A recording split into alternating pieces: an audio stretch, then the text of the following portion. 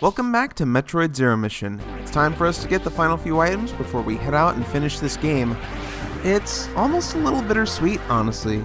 Zero Mission is the last 2D Metroid game we've gotten in around 14 years until, well, E3 has come and gone by this point, and with that, news that the series still has some life in it, which I'm very grateful for. But when starting this series, I was not under the impression that we would be ever getting another 2D game, much less another Metroid in general. So I thought it was really important to go back and look at a game that really embodied what I thought made Metroid a great series. And Zero Mission embodies all of that for me, for reasons I've already stated and will not go into again. It was really important to me to go back and look at this game because it delivers a sort of gameplay that I find really hard to come by nowadays. It's fast, it's open-ended, and there's a lot of little things to learn how to do that can really add to the experience if you get them down right. I wasn't just doing things out of sequence or in ways that a newcomer wouldn't do the first time just to show off, although showcasing that that style of gameplay is possible was definitely part of it.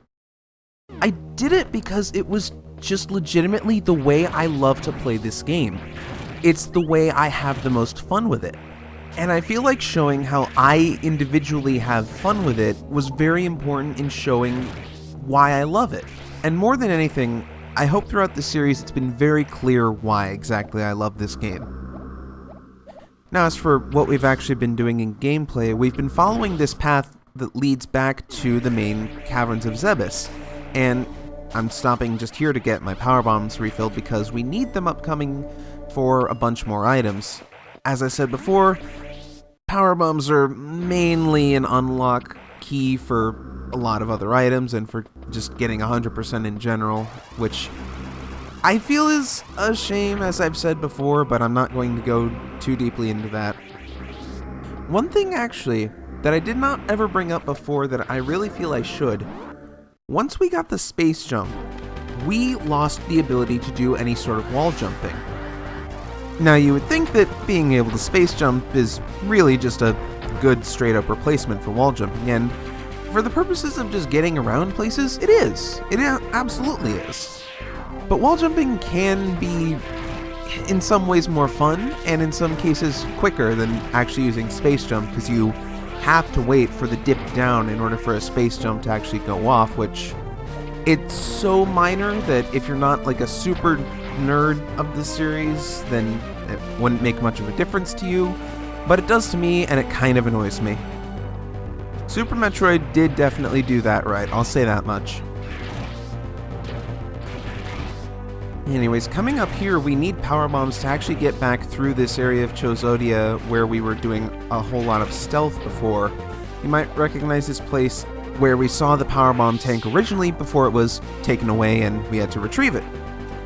But now we're much better armed to actually deal with all the pirates in the area, so we don't have to worry about them stealing anything from us ever again.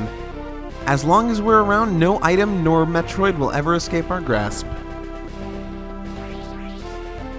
I will say that for the purposes of 100%, I feel like the amount of backtracking through older areas, and by older areas I mean very old areas, like areas we haven't actually gotten to yet because we're still on the quote-unquote newer stuff, is pretty well done.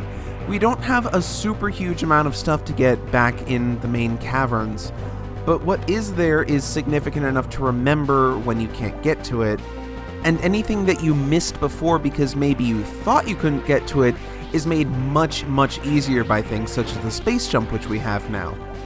You might remember this one missile tank in Ridley's lair where you had to deal with a huge chain of crumbling blocks, which is made much easier thanks to space jump. Not necessary to have space jump, mind you, but makes it a lot easier. Powerbomb requirement for these next couple items is a little silly because, yeah, as you can see, I just barely didn't even clear that stuff. It's kind of dumb, honestly, that it doesn't have a larger radius. I feel like that's something that could have made powerbombs a bit better, but it's so minor that probably not worth complaining about much, honestly. Again, you're not using powerbombs for combat, you're using them to find other things. If you're using them for combat, you're either in a very bad situation where they are your only option, or you're playing a game where power bombs are way better. Like Prime, for instance. Okay, maybe harping on power bombs for not being the best weapon is getting a little old at this point. But we're more or less done now in Chozodia. We've gotten all but a handful of items, which we'll be coming back for again later in another part of the area. This place is big and it's confusing. It's hard to actually explain where everything is cohesively. But all you need to know for right now is that we're leaving this place because in this section we've gotten everything we possibly can. Thankfully, the way we got in is a perfectly viable way out, and we don't have to go back through a whole bunch more garbage that we've already seen. Again, comparing it to other games, I definitely think the item cleanup in this game is much better than in, say, Metroid Fusion. Fusion is a game where I really am not a huge fan of the item cleanup for a number of reasons. The biggest one being just how much there is to do across the entirety of all of the game's areas. There being at least 1 or 2 items in every section that you can't get until the very end, where all you've got left is the end boss. This game is still guilty of that, absolutely, but to a much lesser degree, I feel. Now, this is a little bit annoying because I need a power bomb to actually get the item that I'm trying to get to right now. It's one I showed off existing during the escape sequence. However, I don't remember this until I actually get up there for the first time, as you see right here. And our ship is kind of exploded, so we can't just stop there and grab a power bomb to clear this thing. So it unfortunately boils down to me getting very lucky and actually getting a power bomb drop from these enemies here. They can drop power bombs. There are power bomb item drops in this game. It's just that by the time you get power bombs, you're in Chozodia, where enemies don't drop really anything except health from the spark things. Honestly, they always reminded me of Resbits from Metroid Prime. Maybe that's what they were inspired by? I don't know the answer for sure. Either way, more power bombs. Bet you're getting sick of seeing those by now. And there are still plenty for us to get coming up. So our next goal is actually to get back down into Torian, where we fought Mother Brain before. Now, I don't believe you can actually get there the way you came from originally. If you try to go down through the normal caverns the way we got there the first time, I don't believe you can. I think the way is actually blocked off now, which means you have to do this long shine sparking chain. Well, I say long, but it was only one screen, really. And, of course, use our trusty bomb-shaped keys to open up this rock, and then just abandon it because, thankfully, those blocks actually stay destroyed. That route will take us back down towards Brinstar, where we started the game, and this will take us over down to Torian.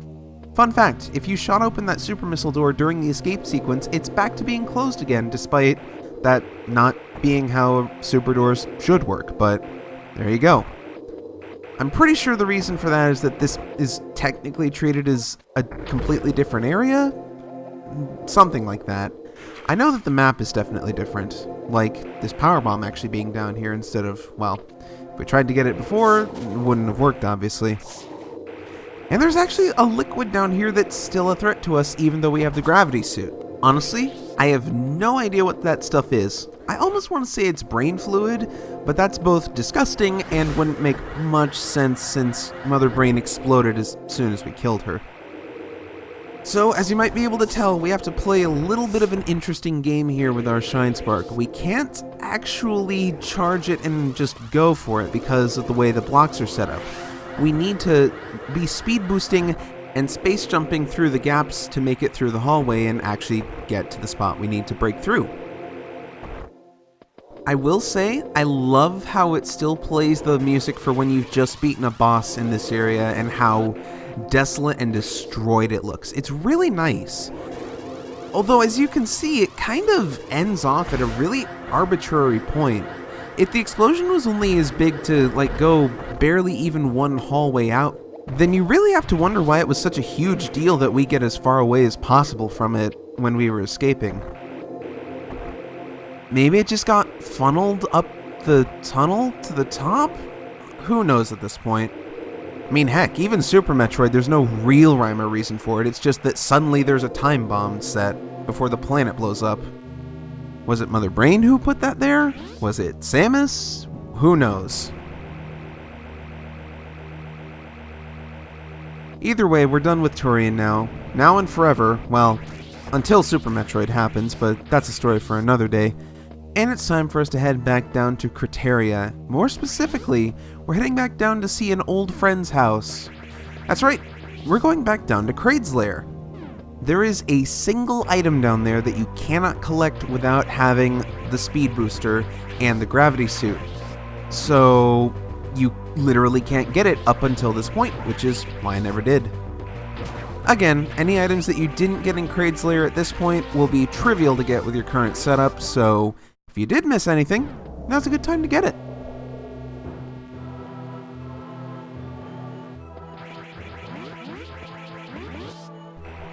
All this time later, and Kraid's music will still always be great. So the item we wanted to get is actually in this room. I never showed where it was because, well, that would have involved subjecting myself to acid, which, to be fair, it wouldn't have been the worst thing in the world. But, yeah, as you can see, we just go down here and we have to do a little bit of ball sparking. Nothing terribly complicated, but it helps if you know how to pause buffer just because the amount of time you have to charge it is fairly narrow. And that's it. That's the only item we came down here for. But we do have something else to do because, conveniently enough, there's actually a shortcut into Norfair now that we have the screw attack. And that's a place we do need to go in order to grab another couple items. Thankfully, as I said before, we've gotten everything we need in Ridley's lair, so there's no going back that far at least. There is falling down this waterfall by accident. Lava fall, acid fall, whatever it is. It's falling and it's liquid. That's all that matters to me. Never actually went into the save room, so I don't blame you if you weren't aware this was here, because it's a little obscure. Honestly, I didn't know about it the first time I played the game, and it really bothered me having to take the long way around to get back to Norfair. It also costs a power bomb, which could be an issue if you don't have any, but hey, at least the enemies around here actually have the potential of dropping them. Not that they ever will because they're jerks, but they could, that's what matters. Anyways, with the gravity suit, we can head down into this lava and actually get to a couple of items that were otherwise out of our reach. Interestingly enough, you can actually get the power bombs that we're coming up to here before you head down to Turian. But that doesn't really mean much because it requires some sort of frame-perfect glitch to essentially enter debug mode when you die, or it's something weird like that, and as soon as you get the power bombs, you'll die. So that doesn't really help anybody. I think you could get that missile tank beforehand, but it would cost a lot of health and not exactly be very easy or efficient, so why bother, honestly. And that's it. That's all the items we need to get down here in Norfair. I really wanted to kill that one frozen guy. Honestly, I had no reason to, but he just really annoyed me that he wouldn't get screw attacked. And at this point, we kind of have everything. There's only a couple of other items that we haven't gotten yet, and we're going to get them on our return trip back to where we were in Chozodia on the Space Pirate Mothership. We've got everything else in the game at this point except for those 2 energy tanks that are left in Chozodia. Well, okay, we've got to take one more dive down the waterfall, but that's more of a tradition thing than a necessity, you know? At this point, it's just part of life.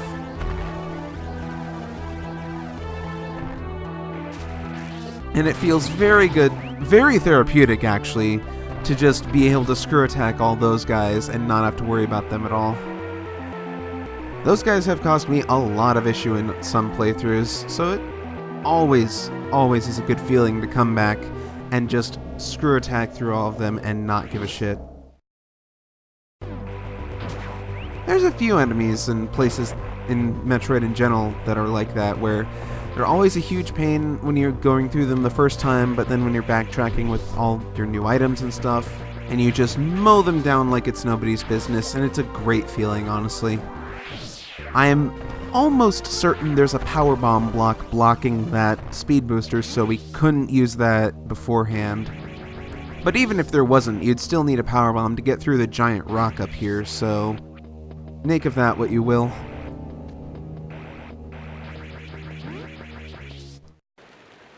Now, the path we're taking back through Chozodia to get to the final stopping point before the end of the game is going to be pretty familiar, I'm just going to say that much. It's a path we've traveled quite a bit thus far, so there's not a whole lot to say about it. Thankfully, it's not a very long road, so it won't take super long to go through. I will say that as far as this game goes with level design, I do wish there was a bit more interconnectivity between Chozodia and the rest of the areas, because it definitely feels very, very isolated from the rest of the game, which I haven't really brought this up, but I've heard some criticism of this area in the past that it feels too tacked on, or it feels like the game relies on it too much, makes it too important, things like that. I can absolutely see where people are coming from with that. By the way, that's the energy tank I was talking about earlier. Well, one of them at least. But as I was saying before, I do wish there was more interconnectivity between this place and the rest of the game. The issue is that with the whole concept of it being part of Chozo Ruins and the Space Pirate Mothership, it would be really difficult to do geographically. I could kind of see it working out with like some elevators or something to the caves, back to the surface or something like that, but it would really be a stretch, and I feel like, honestly, as kind of out of place as it might feel, it works best the way that they have it set up right here, because there's nothing they could have really done further to connect it to the rest of the game that would not have felt out of place. Could they have found a way to pull it off? Maybe. I'm not a game designer, so I honestly couldn't tell you what would have really worked and what really wouldn't have. All I have are my own opinions and my thoughts as a person who plays them. I don't make them. Unfortunately, I didn't have the forethought to actually save a power bomb for this room, because that would have been so very nice to make getting through this part a lot faster. Ultimately, it doesn't matter much, but it did kind of annoy me playing through it to not have one to deal with that. But we're closing in on our final save point and our final stop before the end of the game, so in closing, I just really hope that somewhere out there, if you're watching this, you maybe gained a little bit of appreciation for this game, and maybe learned something about this game that you didn't know before, something that you think is cool or interesting. I never even really touched on the various ways you can get through this game while skipping some major items like the screw attack, or even super missiles, or the high jump, and so on and so forth. But maybe it's best that I leave that for you to discover on your own. Next time on Metroid Zero Mission, we're going to finish this thing off. See you guys then.